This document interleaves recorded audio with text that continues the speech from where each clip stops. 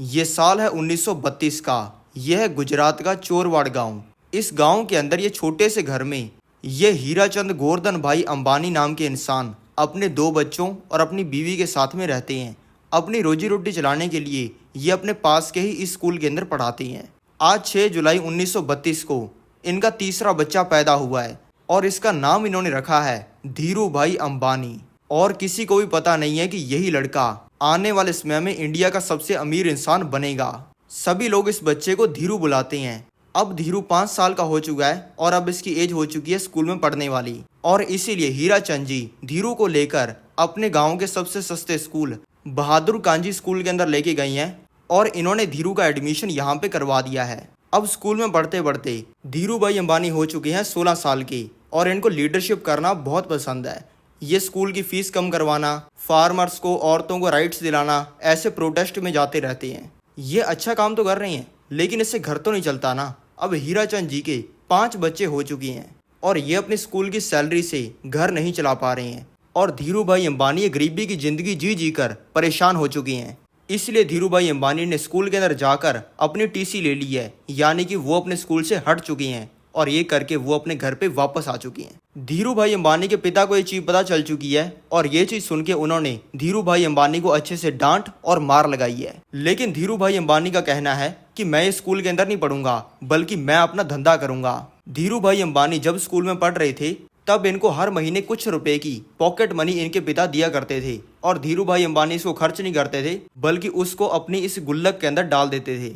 अब इन्होंने पैसा निकालने के लिए अपनी इस गुल्लक को तोड़ दिया है और ये पैसा लेकर अपने घर से बाहर चले गई हैं। अब ये ढूंढ रही हैं कि कैसे पैसा कमा सकती हैं। चलते चलते ये आ गई हैं अपने गांव के इस मंदिर के पास। इस मंदिर में पहले तो कोई आता नहीं था लेकिन अब इसके बाहर कई सौ लोगों की भीड़ लगी हुई है। धीरू भाई अंबानी जानते हैं कि अब चल रहा है फरवरी का महीना और इस महीने के अंदर किसी प्राचीन मान्यता की वजह से यहाँ पर कई सौ श्रद्धालु आते हैं और धीरू भाई अंबानी ये भी जानते हैं कि इन लोगों को लाइन में खड़े खड़े बहुत भूख भी लग जाती होगी। इसलिए धीरू भाई अंबानी ने अपने सारे पैसे से एक ठेला खरीद लिया है और उसको इस मंदिर के पास में लगा लिया है। अब इनको ठेला लगाकर पकौड़े बेचते हुए 10 दिन हो गए हैं और इससे इन्होंने अच्छा मुनाफा कमाना स्टार्ट कर दिया है। आज सुबह इनके पास में ये इंसान आ चुका है जो कि इनके पापा का दोस्त है। इस इंसान का धीरू भाई अंबानी को कहना है कि बेटा तुम्हारे पापा टीचर हैं, ये क्या छोटा काम कर रहे हो। धीरू भाई अंबानी ने जवाब दिया, धंधा कोई भी छोटा नहीं होता।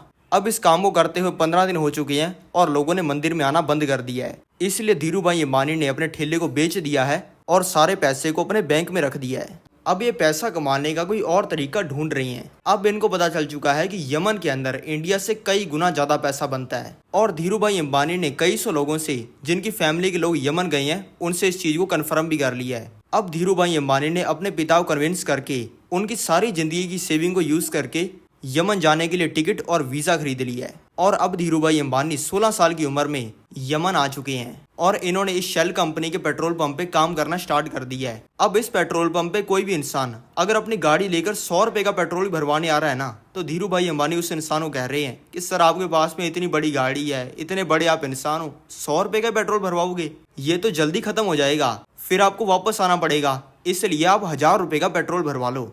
इसलिए इन्होंने इस पेट्रोल पंप का प्रॉफिट कई गुना बढ़ा दिया है और इस चीज से खुश होके पेट्रोल पंप के मालिक ने इनको पेट्रोल पंप का मैनेजर बना दिया है। ये शाम तक पेट्रोल पंप पे काम करते हैं और बाद में इनके पास में टाइम बच जाता है। इस टाइम में भी काम करने के लिए इनको काम पसंद आया है क्लर्क का, इसलिए ये इस कंपनी के अंदर चले गए हैं क्लर्क का काम करने के लिए। इंटरव्यूअर ने धीरू भाई अंबानी से कहा कि तुम तो 16 साल की हो, तुम क्या काम करोगे। धीरू भाई अंबानी ने कहा कि 16 साल का हूँ लेकिन अकल मुझे 60 साल के लोगों से भी ज़्यादा है। इंटरव्यूअर ने पूछा कि तुम्हारे पास में तो डिग्री भी नहीं है। धीरू भाई अंबानी ने कहा कि मुझे डिग्री की ज़रूरत ही नहीं है, मैं क्यों अपना टाइम स्कूल के अंदर, यूनिवर्सिटी के अंदर वेस्ट करूं और उस टाइम में पैसा ना कमाऊं। मैं यहाँ पे नौकरी लेने आया हूँ क्योंकि मैं बेस्ट हूँ।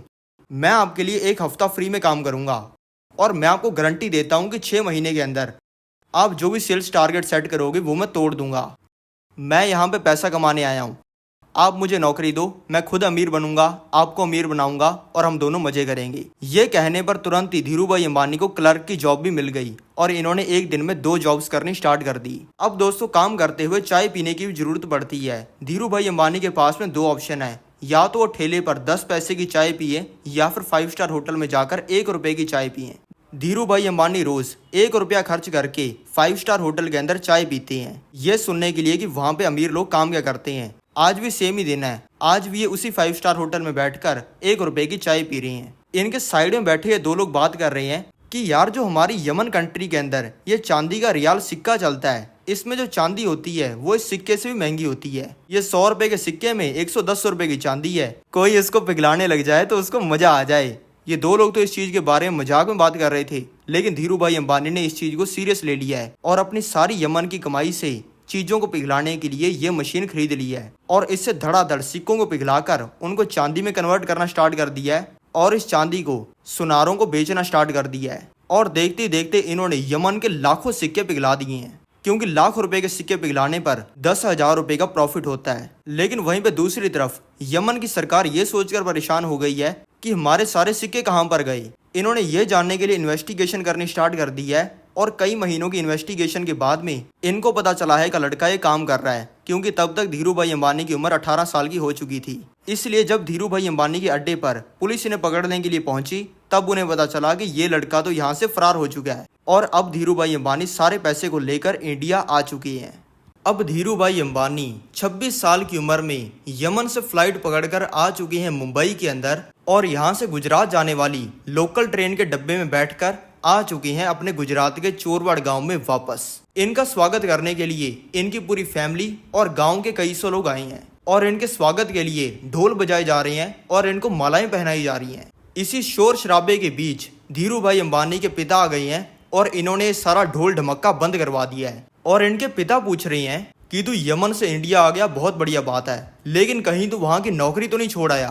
धीरू भाई अंबानी ने कहा कि मैं नौकरी छोड़ आया हूँ। ये सुनते ही भीड़ में खड़े सभी लोगों के चेहरे उतर गए और इनके पिता ने इनके थप्पड़ मारा। फिर धीरू भाई अंबानी उठे और धीरू भाई अंबानी ने कहा कि अगर मैं यमन में नौकरी करके अपनी जिंदगी बदल सकता हूँ तो मैं भारत के अंदर अपना धंधा करके भी आप सभी लोगों की जिंदगी बदल सकता हूँ और ये चीज मैं करूंगा, इसकी मैं गारंटी देता हूँ। इनके दोस्तों और रिश्तेदारों ने इनको कहा कि तू धंधा करके महीने के 12 रुपए नहीं कमा पाएगा। ये सुन के सभी लोग चले गए अपने अपने घर पे। अब धीरू भाई अंबानी ने गांव के अंदर रहना स्टार्ट कर दिया है। गांव के अंदर इनकी एक गर्लफ्रेंड कोकिला बहन भी रहती है। ये 18 साल से इनकी गर्लफ्रेंड है और अभी 28 साल की हो चुकी हैं। ये बेचारी पिछले 10 सालों से कुंवारी बैठी हैं और इन्होंने पिछले 10 सालों में किसी और लड़के के साथ में बात तक नहीं की। धीरू भाई अंबानी ने अपने अच्छे पल इनके साथ में बिताने स्टार्ट कर दिए हैं और आज इनका 5वां दिन है गांव के अंदर रहते हुए। आज सुबह भी ये अपनी गर्लफ्रेंड कोकिला बहन के साथ में हैं। धीरू भाई अंबानी ने कहा कि मैं जा रहा हूँ मुंबई धंधा करने। कोकिला बहन ने कहा कि क्या तुम मुझे पहले की तरह ही छोड़कर चले जाओगी? धीरू भाई अंबानी ने कहा नहीं। धीरू भाई अंबानी ने दोपहर के अंदर कोकिला बहन से शादी कर ली है और अब ये शाम को दोनों सभी लोगों को विदा कहकर चले गए हैं मुंबई। धीरू भाई अंबानी को क्लियर है कि उन्हें कपड़ा बेचने का व्यापार करना है, यानी कि सस्ते दाम पर कपड़े को खरीदेंगे, उससे चीजें बनाएंगे और उसको महंगे दाम पे बेचेंगे। धीरू भाई अंबानी की फैमिली पहले बहुत ही अमीर हुआ करती थी, लेकिन बाद में बहुत ही गरीब हो गई। ये कैसे हुआ ये समझाने के लिए मैं भी आपको लेके आ चुका हूँ 1925 में। ये है मुंबई के अंदर रहने वाले हीराचंद गोवर्धन भाई अंबानी।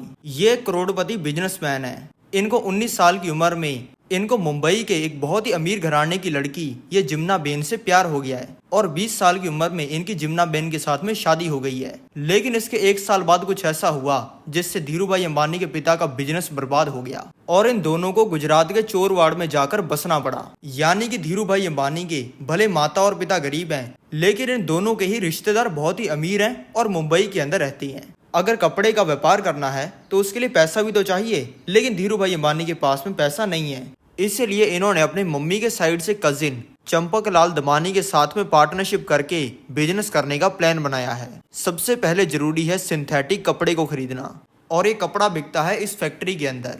अब धीरू भाई अंबानी फैक्ट्री के अंदर आ चुके हैं और यहाँ पर इनको पता चल चुका है कि यहाँ पर कपड़ा खरीदने वालों की यूनियन है और ये किसी भी नए इंसान को एंटर नहीं करने देते।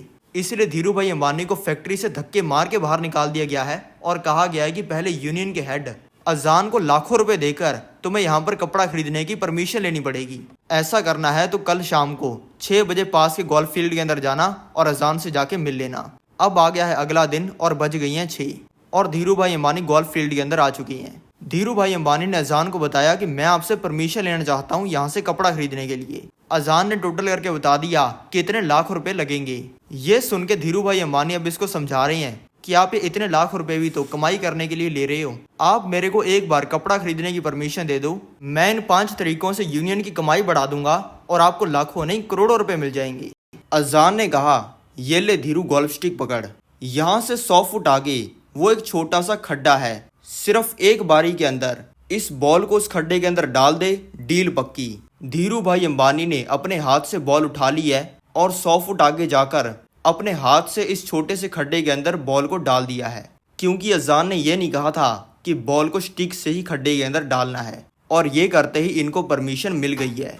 अब धीरू भाई अंबानी कपड़ा खरीदकर आगे भी बेच रहे हैं और अपना प्रॉमिस भी निभा रहे हैं। धीरू भाई अंबानी ने सारी यूनियन वालों को समझाया है कि ये पूरे एरिया की सिर्फ एक लौती सिंथेटिक फाइबर बनाने वाली फैक्ट्री है। हम सिर्फ नाम की यूनियन होने की वजह से अलग अलग रेट पर इस फैक्ट्री से कपड़ा खरीदते हैं और आगे अलग अलग रेट पर बेचती हैं, लेकिन हम कई सौ लोग मिलकर भी ये 15 बड़े लोगों की यूनियन को ही बेचते हैं, जो कि हमसे सस्ते में कपड़ा खरीदती है।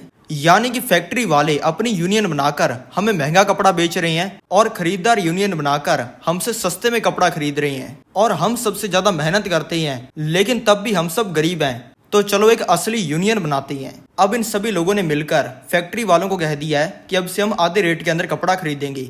फैक्ट्री को ऐसा करना भी पड़ रहा है और फैक्ट्री से आधे रेट में कपड़ा खरीदकर ये खरीदारों को इस कपड़े को 2 गुना रेट में बेच रही हैं। इससे इन सभी लोगों की कमाई 4-5 गुना बढ़ गई है और धीरू भाई अंबानी पूरी यूनियन के मसीहा बन गए हैं। लेकिन इस चीज का मुंबई के सभी बड़े लोगों को पता चल चुका है और इस अरबपति ने ये आईएएस ऑफिसर को पैसा देकर जिस जगह पर बोली लगती है वहां पर ताला लगा दिया है, और आईएएस ऑफिसर ने सभी को कह दिया है कि तुम सभी लोग सट्टा लगाते हो और ये इलीगल है। लेकिन पर्दे के पीछे ये अरबपति इस फैक्ट्री से डायरेक्ट कपड़े को खरीद रहा है और आगे ग्राहकों को बेच रहा है, और ऐसा होने की वजह से सारे यूनियन वाले गरीब हो गए हैं। लेकिन धीरू भाई अंबानी को पता है कि ये चीज सट्टा नहीं है और ये आईएएस ऑफिसर झूठ बोल रहा है। धीरू भाई अंबानी ने सारी यूनियन वालों को कहा कि चलो अब इसका इलाज करते हैं, और अब ये सभी लोग अपने सारे कपड़े को इस आईएएस ऑफिसर के घर पे छोड़ आए हैं। इसका पूरा घर इन बोरियों से भर गया है। 2 घंटे में इस आईएएस ऑफिसर के घर पे इसके बड़े साहब आने वाले हैं। आते ही उनको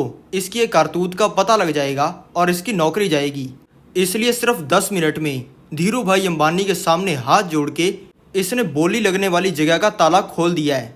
अब अपनी कपड़े की बोरियां वापस लाकर ये लोग गेम के अंदर वापस उतर गई हैं, और अब इस चीज को करते हुए इनको 8 साल हो गए हैं। और इन 8 सालों के अंदर जिन कपड़ा खरीदने वाले गरीब लोगों के पास साइकिल का पैसा नहीं होता था, वो आज मर्सिडीज के अंदर घूम रहे हैं। और इसी चीज का सेलिब्रेशन करने के लिए धीरू भाई अंबानी इनको पार्टी दे रहे हैं, और इन्होंने स्टेज भी लगवाया है स्पीच देने के लिए। अब 2 घंटे बाद धीरू भाई अंबानी स्टेज के ऊपर चढ़ गए हैं और इन्होंने सबको बोल दिया है कि पहले हम दूसरे की फैक्ट्री से कपड़ा खरीद रहे थे, अब खुद की फैक्ट्री लगाएंगे गुजरात के अंदर। ये सुनते ही सारे यूनियन वाले लोग नाचने लग गए हैं, पागल हो गए हैं। और अब 1 घंटे की स्पीच देने के बाद धीरू भाई अंबानी स्टेज से उतर आए हैं। स्टेज से उतरते ही इनके बिजनेस पार्टनर चंपक लाल दमानी इनको कह रहे हैं कि तू बर्बाद हो जाएगा, ये फैक्ट्री तुझे ले डूबेगी। और ये बोलकर चंपक लाल दमानी ने ये पार्टनरशिप खत्म कर दी है। और अब फैक्ट्री सेटअप करने से पहले इन्होंने हर पॉलिटिकल पार्टी के हर तगड़े पॉलिटिशियन के साथ में कनेक्शंस बना लिए हैं, ताकि इनकी पावर बढ़ जाए और जो चीजें चाहते हैं वही हो। धीरू भाई अंबानी ने इसके बावजूद गुजरात के नरोदा में ये फैक्ट्री खड़ी कर दी है, और सारे यूनियन वाले मुंबई को छोड़कर धीरू भाई अंबानी के साथ काम करने के लिए गुजरात आ गए हैं। धीरू भाई अंबानी ने अपने गांव के लोगों को कहा था कि मैं धंधा करके तुम्हारी जिंदगी बदलूंगा। इसी चीज को पूरा करने के लिए इन्होंने अपनी कपड़ा बनाने की फैक्ट्री को बिल्कुल अपने गांव के पास में बनाया है, और इससे इनके गांव के जो लोग बेरोजगार थे अब इनकी फैक्ट्री के अंदर काम करके लाखों की कमाई कर रहे हैं। लेकिन जैसा होना चाहिए था वैसा हुआ नहीं। सभी फैक्ट्री वालों को पता था कि ये अगर हमारी गेम में आ गया तो ये हमें बर्बाद करके रख देगा, इसलिए दूसरी फैक्ट्री वालों ने इनको मिलकर महंगा कपड़ा बेचना स्टार्ट कर दिया, और इससे इनकी फैक्ट्री और ये खुद बर्बाद होने लग गए। लेकिन फिर सरकार ने लाया रीप्लेनिशमेंट लाइसेंस। पहले अगर कोई कंपनी बाहर के देशों से कपड़ा मंगाती थी तो इंडिया की गवर्नमेंट उसके ऊपर बहुत ज्यादा टैक्स लगाती थी, जिससे वो बहुत ही महंगा पड़ता था। लेकिन इस लाइसेंस के अंदर ये कहा गया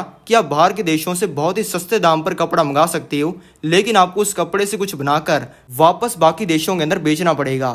और सभी लोगों ने ये चीज को करना स्टार्ट कर दिया। अब धीरू भाई अंबानी को भी एक आइडिया आ गया है, और इन्होंने अपने सारे पैसे से बाहर के देशों से बहुत ही सस्ते दामों पर कपड़ा खरीद लिया है। और इस कपड़े से इन्होंने डेली शर्ट्स, टी शर्ट्स और साड़ियाँ बनानी स्टार्ट कर दी हैं और इन सारे कपड़ों को ये स्टॉक के अंदर रखते जा रहे हैं। कंपनी वाले इनको कह रहे हैं कि कपड़ों को बेचो भी तो सही। धीरू भाई अंबानी कह रहे हैं कि इस चीज़ के बारे में किसी को भी बताओ मत और वेट करो।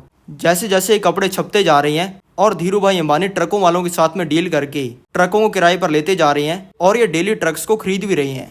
ये करते ही सभी लोगों ने इनको कहा कि जब अमीरों की बात होती है तब लोग टाटा बिरला का नाम लेते हैं, अंबानी का कोई नहीं लेता। तुझे कोई जानता नहीं है तो तेरे कपड़े भी नहीं बिकेंगे। धीरू भाई अंबानी ने सामने से कहा कि एक ऐसा टाइम आएगा जब टाटा बिरला से भी पहले मेरा नाम लिया जाएगा। अब इनकी फैक्ट्री के अंदर हो गए हैं लाखों कपड़े।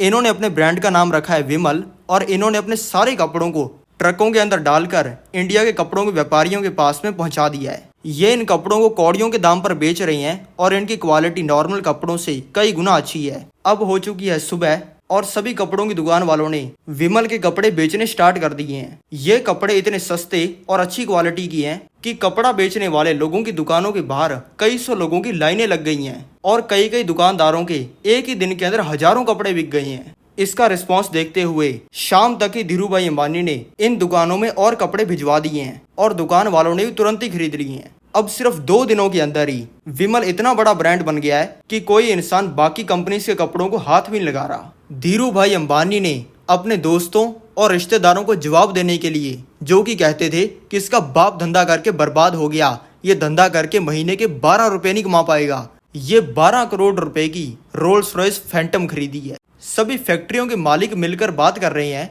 कि हम जो पढ़े लिखे और समझदार लोग जो काम 80 साल में नहीं कर पाए वो काम ये पकौड़े बेचने वाले देसी से लड़के ने 2 साल के अंदर कर दिया। और सभी कपड़ा बनाने वाली फैक्ट्रीज की हालत खराब हो गई है क्योंकि ये सभी लोग मिलकर लोगों को और गंदी क्वालिटी के कपड़े बेचते थे। और अब जब लोगों की दुकानें धीरू भाई अंबानी के हजारों कपड़ों से भर गई हैं तब इनको पता चला है कि धीरू भाई अंबानी रिप्लेनिशमेंट लाइसेंस का फायदा उठा रहे हैं। ये सभी कंपनी वालों ने धीरू भाई अंबानी के ऊपर केस कर दिया है, ये कहते हुए कि रूल के हिसाब से बाहर की कंट्री से सस्ता कपड़ा मंगाना तो था लेकिन उससे कपड़े बनाकर बाहर की कंट्रीज के अंदर बेचने भी थे। लेकिन इन लल्लू पंजुओं से हमारा देसी छोरा धीरू भाई अंबानी कैसे रुकने वाला है। धीरू भाई अंबानी ने कहा कि रूल के अंदर ये कब लिखा हुआ है कि बाहर की कंट्री से जितना भी कपड़ा मंगाया उससे 100% जितने भी कपड़े बने वो बाहर के देशों के अंदर भेजनी है। 2-3 टी शर्टें डेली तो भेज रहा हूँ मैं बाहर की कंट्रीज के अंदर, अब मेरा उखाड़ दो, क्या उखाड़ सकते हो। और अब धीरू भाई अंबानी हफ्तों के अंदर ही वापस नंबर 1 बन गए हैं। जिन अरबपतियों के धंधे धीरू भाई अंबानी ने ठप कर दिए, उन्होंने जब पैसा कमाया था तब उन्होंने सिर्फ अपनी और अपने घर वालों की जेबें भरी, लेकिन अब जब धीरू भाई अंबानी का टाइम आया है तब धीरू भाई अंबानी लोगों की जेबें भर रहे हैं। इन्होंने अपने गांव के अंदर रहने वाले लोगों की और अपनी कंपनी के एम्प्लॉयज की तो जिंदगी बदली ही, और अब ये उन बच्चों की जिंदगी बदल रहे हैं जो कि पैसे की वजह से पढ़ाई नहीं कर पा रहे, जो कि डिसेबल्ड हैं, कोई लंगड़ा है तो कोई अंधा, जो कि अनाथ हैं, और गरीब लोगों की भी हेल्प करने के लिए ये करोड़ों की डोनेशंस कर रहे हैं। अब आ गया है 1977। धीरू भाई अंबानी ने स्टॉक मार्केट के अंदर अपनी रिलायंस कंपनी का आईपीओ लिस्ट कर दिया है। धीरू भाई अंबानी के कपड़े इतने ज्यादा बिकते हैं इसलिए लोगों को इनके ऊपर बहुत ज्यादा ट्रस्ट है और इसीलिए ये 58,000 लोगों ने धीरू भाई अंबानी की कंपनी के अंदर पैसा लगा दिया है। ऐसा करते ही ये इंडिया के सबसे फेमस बिजनेसमैन बन गए और टाटा बिरला से भी ज्यादा नाम गांव से आए लड़के धीरू भाई अंबानी का चलने लग गया। धीरू भाई अंबानी का प्लान है पेट्रोल का बिजनेस करने का, लेकिन ये करने का आसानी से लाइसेंस नहीं मिलता।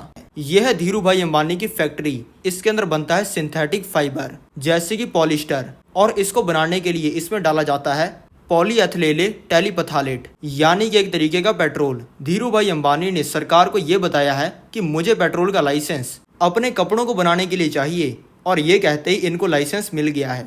और अब पेट्रोल पंप पे काम करने वाले लड़के ने पेट्रोल की इंडस्ट्री के अंदर भी तहलका मचा दिया है सस्ता पेट्रोल बेचकर।